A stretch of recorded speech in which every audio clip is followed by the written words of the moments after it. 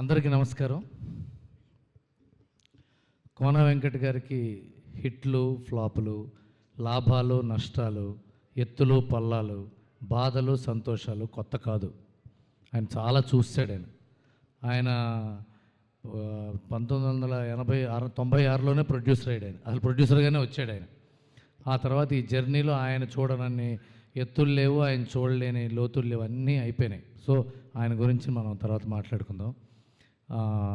ఈ cinema success డైరెక్టర్కి చాలా అవసరం. ఫస్ట్ డైరెక్టర్కి అవసరం సతీష్ జాబాజ్కి. I'm very happy for him. ఎందుకంటే నేను చాలా నిర్దాక్షిణ్యంగా ఉండే మనిషిని. ఎందుకంటే ఇక్కడ మన చుట్టాలనో, మన ఫ్రెండ్స్ అనో, మనకు తెలిసిన వాళ్ళనో, మనకి తెలిసిన వాళ్ళని సినిమాలు ఆడవు. సినిమాలు బాగుంటేనే ఆడతాయి, లేకపోతే ఎందుకు ఆడతాయి? ఏమైనా ఆడతాయా? క్రితం సినిమా బాగా తీసాడండి కోన వెంకట్ గారు, ఈ సినిమా చూద్దాం సార్ అయింది అనుకుంటారా? చూడరు ఎవరు. ఈ సినిమా కూడా బాగుంటేనే చూస్తారు. 20 ఏళ్ళ నుంచి వంట చేస్తున్న భార్య ఒకరోజు ఉప్పు తగ్గిస్తేనే తిడతాం మనం. అలాంటిది మనకి ఏమాత్రం సంబంధం లేని వాడు సినిమా తీస్తే బాగోకపోతే చూడం కదా.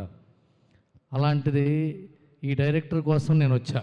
నన్ను కోన వెంకట్ గారు ఆయన ఆప్తుడిగా నన్ను ఇన్వైట్ చేశారు, కానీ నేను వచ్చింది డైరెక్టర్ కోసమే.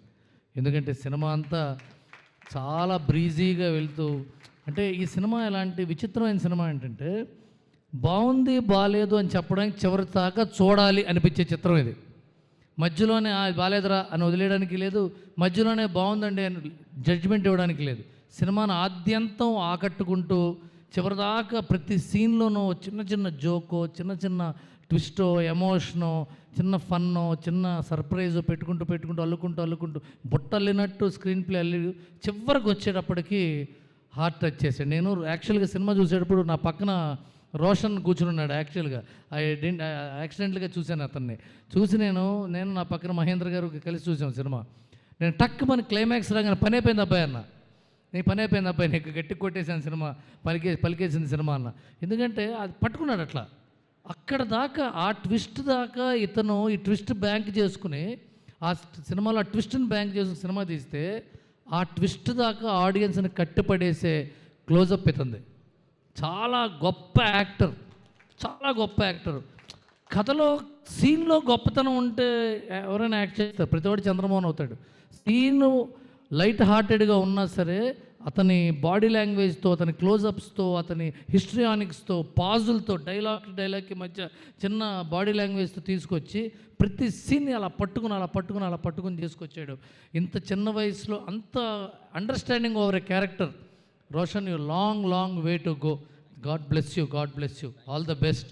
చాలా love you. And then Sridevi అమ్మాయి చక్కగా బాపు బొమ్మలా ఉంటుంది. అమ్మాయి బాపు గారి బొమ్మలాగా. తెలుగు ప్రేక్షకులు బాపు గారిని మర్చిపోయే లోపల ఇంకో బాపు గారి బొమ్మ వచ్చింది మనకి. ఆ అమ్మాయి ద్వారా అయినా మనం బాపు గారిని గుర్తుపెట్టుకోవాలి. చాలా అద్భుతంగా చేసావు తల్లి. ఈ అమ్మాయి ఇప్పుడు కొత్తగా తెలుగు ఇండస్ట్రీలో చాలా రోజుల తర్వాత మళ్ళీ తెలుగు అమ్మాయిలు వస్తున్నారు. గౌరీప్రియ కానీ, తేజస్విరావు కానీ. అలా ఆ కోవకు చెందిన ఈ శ్రీదేవి 10 కాలాల పాటు డెఫినెట్గా ఉంటుంది. అమ్మాయి మీరు సినిమా చూడండి, ఈ అమ్మాయి పర్ఫార్మెన్స్ కోసం చూడండి సినిమా. ఈ అమ్మాయి పర్ఫార్మెన్స్ కోసం సినిమా కథ తర్వాత ఎలాగో వస్తుందిగా సినిమాలోకి వెళ్తే. అమ్మాయి కనుబొమ్మలతో, కనురెప్పలతో యాక్ట్ చేసింది. మీరు చూడండి, మీరు యాక్ట్ చేసి చూడండి. మీరు కళ్ళు తిప్పుతోంది, అంతంత చారడేసి కళ్ళు వేసుకుని ఈ మూల నుంచి ఆ మూలకి, ఆ మూల నుంచి ఈ మూలకి, మధ్యలో కళ్ళు దింపుతోంది, కళ్ళు ఎప్పుతోంది. ఆ ఫెంటాస్టిక్ పర్ఫార్మెన్స్. అంటే ఊరికే కళ్ళు కదిపితే ప్రతి వాళ్ళు యాక్టర్లు అవుతారు. డైరెక్టర్ చెప్పింది అర్థం చేసుకుని ఏది కదపాలో అది కదిపితే యాక్టర్లు అవుతారు. అలాంటి మంచి యాక్టర్ అమ్మాయి. అండ్ దెన్ ఈ హీరో ఫ్రెండ్స్ అవినాష్ కానీ, అభినవ్ కానీ, విహాన్ కానీ, విశ్వనాథ్ కానీ, అసలు డెఫినెట్గా ఇతను రవిరాజ్ కానీ, ఆ కోన గారి కాళ్ళ దగ్గర కట్టె కానీ, ఆ తర్వాత అలాగే మన త్రిషిక కానీ, సిరి కానీ, పూజ, అసలు అమ్మాయికి మరాఠీ మనోరమ ఈ అమ్మాయి కానీ అసలు ఎంత బ్రహ్మాండంగా చేశారంటే ప్రతి చిన్న సీను అమ్మాయి కళ్ళజోడు పెట్టి చేసిన సినిమాలో ఆ సైకిల్ వేసి గుద్దేసింది, పడిపోయిందేమో అసలు పట్టించుకోకుండా షార్ట్ తీస్తున్నారంటారు. షార్ట్ రన్ అవుతూ ఉంటుంది. అమ్మాయి సైకిల్ వేసుకుని అక్కడ పెళ్లి బ్యానర్ ఉంటే దాన్ని గుద్దుకుంటూ లోపలికి వెళ్ళిపోతే సీన్ రన్ అవుతూ ఉంటుంది. నా బాధ సీన్ మర్చిపోయి అమ్మాయి పడిపోయిందా, ఎత్తుకున్నారా లేదా దాని మీద ఉంది నాకు కాసేపు ఫోకస్. అండ్ దెన్ ఇలా అందరూ సరదాగా చేసి విజయబుల్గా నేను వన్ ఆఫ్ ద ఫంక్షన్స్లో కలిసాను. ఎక్కడ ఉంటావు, మిల్లు ఎక్కడ హైదరాబాద్లో అన్న. కాకినాడ అన్నాడు. కాకినాడ కదా, హైదరాబాద్ ఎక్కడన్నా? నేను కాకినాడే అన్నాడు. కాదయ్యా, నువ్వు మ్యూజిక్ డైరెక్టర్ కదా, నువ్వు హైదరాబాద్లో ఎక్కడి నుండి వాయిస్తావన్నా. నేను కాకినాడలోనే కొడతాను సార్ అన్నాడు. మరి ఇప్పుడు హైదరాబాద్ రావాలంటే రాత్రి గౌతమి ఎక్స్ప్రెస్ ఎక్కుతానండి, వస్తా పని చూసుకుని మళ్ళీ సాయంత్రం గౌతమి ఎక్కేస్తా అన్నాడు అతను. అంటే అంత రూటెడ్ పర్సనాలిటీ, వాళ్ళ సొంత ఊళ్ళో ఉండి ఇంత పెద్ద మ్యూజిక్ డైరెక్టర్ అయ్యండి అతను. ఎంత గొప్ప విషయం! అతను చేసిన సినిమాలన్నీ బేబీ, ఈ తర్వాత ఇది ఎంత గొప్ప విషయం అతను చేయటం. అసలు రియల్లీ అతను అందరికి క్లాప్స్ కొట్టండి ఒకసారి. వర్క్ ఫ్రమ్ హోమ్ చేసింది అతను, music director work from home, ఎంత గొప్ప విషయం. చంద్రబోస్ గారు, కాసర్ల శ్యామ్ గారు ఎంత మంచి పాటలు రాశారు. అండ్ మా డ్యాన్స్ మాస్టర్ ఎక్కడైనా వెంకటేష్ చాలా ఎక్కువ కాలం నువ్వు డ్యాన్స్ మాస్టర్గా ఉంటావు, శేఖర్ మాస్టర్ లాగా నువ్వు కూడా. All the best. తిప్పుకుంటా పాట చూస్తుంటేనే అర్థమైపోయింది ఎనర్జీ. మీరు ఇక్కడ మనం హైదరాబాద్లో అవాసా హోటల్లో ఇక్కడ ఉన్న మల్టీప్లెక్స్లో సినిమా చూసే వాళ్ళకంటే కూడా కింద సెంటర్స్లో భీమవరం, నిజామాబాదు, నిర్మలు, పాలకొల్లు, హైదరాబాదు, చిత్తూరు, మదనపల్లి ఇలాంటి వాళ్ళ థియేటర్స్లో చూస్తుంటే తిప్పుకున్న సాంగ్కే సినిమా హిట్ అంటారు సినిమా. అలాంటి పాట అసలు Ramu Rathod, thank you so much. మీ వల్ల ఈ సినిమాకి డెఫినెట్గా చాలా చాలా ప్లస్ అయింది సార్, చాలా ప్లస్ అయింది సార్ ఈ సినిమాకి. God bless you, thank you so much. ఈ అందరూ సతీష్ ముత్యాల, ఈయన చాలా మొహమాటస్తుడు. ఈయన నాకు రామ్ గోపాల్ వర్మ గారి ద్వారా పరిచయం. రౌడీ అనే సినిమా కెమెరామెన్గా పనిచేశాడు ఈయన. అప్పుడు నాకు పరిచయం అయినా ఎంత బాగా చేశాడంటే దాంట్లో చాలా మంచి సాంగ్ ఉంటుంది. ఆ సాంగ్ వేరే కెమెరామెన్ అయినా వేరే డైరెక్టర్ అయినా 10 రోజులు తీస్తారు, 1.5 డేలో తీసాడు. 1.5 day. That is the prowess of this cameraman Satish గారు. అలాగే శివ ఈ సినిమాకి editor as well as screen play రైటర్గా చేశాడు. బాబు నువ్వు డైరెక్టర్గా అండాదండాగా ఉన్నాను కోన వెంకట గారు ప్రతిసారి చెప్తుంటారు, నెక్స్ట్ నువ్వు డైరెక్టర్ అవ్వాలి, నీకు సతీష్ పని చేయాలని చెప్పు ఇప్పుడే. నేను డైరెక్టర్ని అయిపోయాను, నువ్వు వేరే వాడిని చూసుకుంటే కుదరదు, అదే డీల్, బ్రేక్ చేయొద్దు. అండ్ వీళ్ళందరూ ఇంత సక్సెస్ అవ్వటం చాలా ఆనందంగా ఉంది. పోతే దాని నుంచి రివ్యూ రైటర్స్ అందరూ బాగా చెప్పాడు అభినవ్. రివ్యూ రైటర్స్ తప్పు కాదండి, వాళ్ళ జాబ్ అది, వాళ్ళు రాస్తారు, మనం హార్ట్ఫుల్గా పాజిటివ్గా తీసుకోవాలి దాన్ని. లేదా సరే వాళ్ళకి నచ్చలేదు ఏం చేస్తాం. ఇప్పుడు ఇంకో అమ్మాయి చెప్పింది, మా ఫ్రెండ్కి నచ్చలేదండి అని ఒక ప్రేక్షకుల్లో ఒక అమ్మాయి వచ్చి, అవన్నీ ఓకే. ఇప్పుడు ఇందాక అభినవ్ చెప్పిన మాట ఐ రియల్లీ ఎంజాయ్డ్. సినిమాను మనం ఎంజాయ్ చేయడం కంటే జడ్జ్ చేయడం కోసం చూస్తున్నాం ఈ మధ్య. అది ఎంత పెయిన్ఫుల్గా ఉంది. అసలు రివ్యూ రైటర్స్ది అసలు సంబంధమే లేదు. ఫస్ట్ వాళ్ళని పక్కన పెట్టండి. That is their job, they have to do, they are the integral part of cinema industry. I'm talking about మనమే పక్కనవాడికి అమ్మ బాబోయ్ సెకండ్ హాఫ్ ఉందిరా నాయనో, ఫస్ట్ హాఫ్ 10 minutes ఏం లేదురా, తర్వాత ఎత్తుకుంటుందిరా. అసలు సినిమా బాగుందా లేదా, 2 మొక్కలు. ఎంజాయ్ చేసామా లేదా, 2 మొక్కలు. దాన్ని పైసవికంగా ఎప్పతీసి టైరుకు టైరు, కారుకి కారు, మొక్కలు సీటుకు సీటు ఇప్పతీసి మాట్లాడుతున్నాం. దట్ మనకి అది అలవాటు అయిపోయింది. ఇప్పుడు కొత్తగా మనం దాన్ని మార్చుకోవాలంటే కష్టం. But we have to realise that should not take them seriously, enjoy the films and that's all. And చివరిగా మా కోన వెంకట గారి గురించి 2 ముక్కలు చెప్పి ముగిస్తా.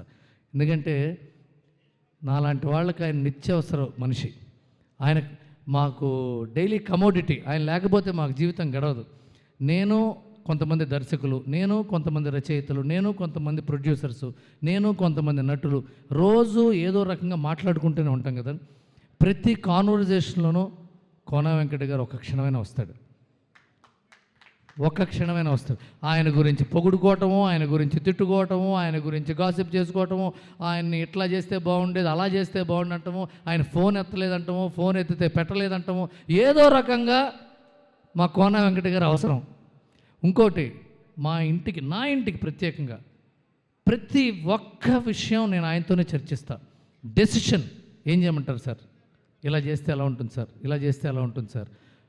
మా వైఫ్కి తెలుసు, కోన గారిని అడుగు అంటుంది ఏమన్నా అడిగితే. కోన గారు మీకు తెలుసు కదా సార్.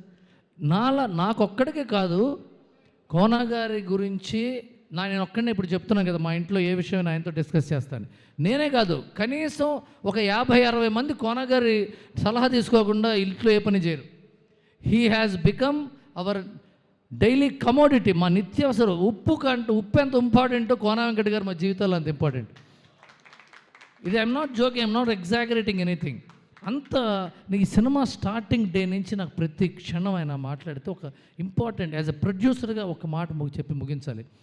అదేంటంటే ఈ సినిమా అయిపోతుంది, కష్టపడుతున్నాడు, మధ్యలో ఇల్లు అమ్మేశాడు, ఏవో 2-3 స్థలాలు ఉంటావు అమ్మేశాడు. ఏంటి సార్ రిస్క్ ఎక్కువ తీసుకుంటున్నారేమో అంటే, ఇది నాకు నమ్మకం ఉంది అంటున్నారు. నా భయం ఏంటంటే ఆయన ఇంతకుముందు 30 ఏళ్ళ క్రితం తోకలేని పెట్టదీసి మొత్తం తుడిచిపెట్టుకుపోయింది. మళ్ళీ ఇప్పుడు అవసరమా ఈ ట్విస్ట్ మనకి అని నేనేదో లేదు అని ఈ విషయంలో చెప్పాలి. మ్యాంగో రామ్ నాకు నిలబడ్డాడు. మ్యాంగో రామ్ ఎంతో నాకు హెల్ప్ చేశాడు. నిజంగా thank you Ram, thank you so much. మీకు ఎంత మంచి ఫ్రెండో తెలుసు ఆయనకి. అలాగే ఈయన కష్టపడి చివరికి వచ్చింది సినిమా, చివరికి రిలీజ్ అయింది సినిమా. నేను రిలీజ్ ముందు రోజు గంట ముందడిగా రిలీజ్కి AMBలో షో వేస్తుంటే, సార్ ఫైనాన్షియల్గా మీరు కంఫర్టబులే కదా, మీరు బయటపడ్డారు కదా, మీకు ఇబ్బంది లేదు కదా అని అడిగా నేను. లేదు ఐఎమ్ కంఫర్టబుల్, నాకు కంఫర్టబుల్. ఆయన ఐఎమ్ వెరీ హ్యాపీ అన్నాడు. సినిమా రిలీజ్ అయిందండి. రిలీజ్ అయితే సినిమా ఫస్ట్ డే రివ్యూ రైటర్లని అవని ఇవని చాలా డల్ అయిపోయాడు. డల్ అయిపోతే నేను మా వంశీ కాక PRO కూడా ఆయన ఫోన్ చేశాడు, రవి గారు ఆయనకి ఎలా చెప్దాం మనం అంటే, ఈయనే ఫోన్ చేశాడు. నేను ఎలా చెప్పాలనుకుంటే ఈయనే ఫోన్ చేశాడు పొద్దున్నే. అదే ట్విస్ట్ మాకు కోనా గారితో. రవి రేపటి నుంచి ఎలాంటి పబ్లిసిటీ చేయాలి మనం అన్నాడు. సరే ఇలా చేస్తే బాగుంటుంది. టక్మన్ ఫోన్ పెట్టేసి వంశీ కాకకు ఫోన్ చేశాడు. నేను రవి ఇలా చెప్పాడు, నేను ఎలా అనుకుంటున్నాను, ఇంకోళ్ళని అడిగాను, వాళ్ళు ఎలా అనుకుంటే ఇలా చేద్దాం, పబ్లిసిటీ ఇలా చేద్దాం. ఇవాల్టి దాకా పబ్లిసిటీ చేస్తూనే ఉన్నాడు యాజ్ ఎ ప్రొడ్యూసర్. ఒక ఫైనాన్షియల్గా హ్యాపీ అయిపోయి టాక్ ఎలా వస్తే మనకేంటి, వదిలేద్దాం సినిమాని అని సినిమా వదిలేసి హ్యాపీగా దుప్పటి కప్పుడు పడుకోవచ్చు ఆయన. కానీ బాధ్యతగా ఆయన బాధ్యత ఏంటంటే, డిస్ట్రిబ్యూటర్ల డబ్బే ఆయన బాధ్యత కాదు, డైరెక్టర్ లైఫ్ ఆయన బాధ్యత, ఈ యాక్టర్ల లైఫ్ ఆయన బాధ్యత, హీరో కెరీర్ ఆయన బాధ్యత, హీరోయిన్ కెరీర్ ఆయన బాధ్యత. ప్రతి ఒక్కళ్ళ లైఫ్ని ఆయన సొంత బాధ్యతగా తీసుకుని as a producer this is his victory. అందుకని ఆయన అందరికీ మనం చప్పట్లు కొట్టాలి. ఆయన అంత గొప్ప సక్సెస్ అందుకునంటే this is because of Kona Venkat garu. And ఈ సినిమా చూసేటప్పుడు ఈ సినిమా జరుగుతున్నప్పుడు నాకు ఒక వ్యక్తి పరిచయం అయ్యారు. ఇప్పుడు ఆవిడ కూడా ఈ సినిమాలో యాక్టింగ్ చేసింది. ఇప్పుడు ఆవిడ నటనా వైదుష్యాన్ని మనం ఎక్కడ చూస్తాను రా బాబు, చూస్తే బాగుందని చెప్పాలి అని ఏదో మొహమాటం కోసం చూస్తే సర్ప్రైజ్ ప్యాకేజ్ యోగిత ఇది సర్ప్రైజ్ ప్యాకేజ్ తినేసింది. సెకండ్ హాఫ్లో ఒక 4-5 సీన్లు మార్వలెస్ అండి. ఇది న్యూ కమ్మర్, కెమెరా కొత్త, టీవీ కెమెరా కానీ సినిమా కెమెరాకి మొదటిసారిగా. And you have done an marvellous job. All the best, you have long way to go. And Prashanth garu, మీ నాన్నగారికి నేను ఎంతో రుణపడి ఉన్నాను. And I'm thank you, I'm happy to see you. All the best, God bless you all. ఇతను త్వరలో hero కాబోతున్నాడు, గుర్తుపెట్టుకోండి. All the best. Thank you so much sir. Kona Venkata గారు నన్ను పిలిచేందుకు thank you sir. Thank you.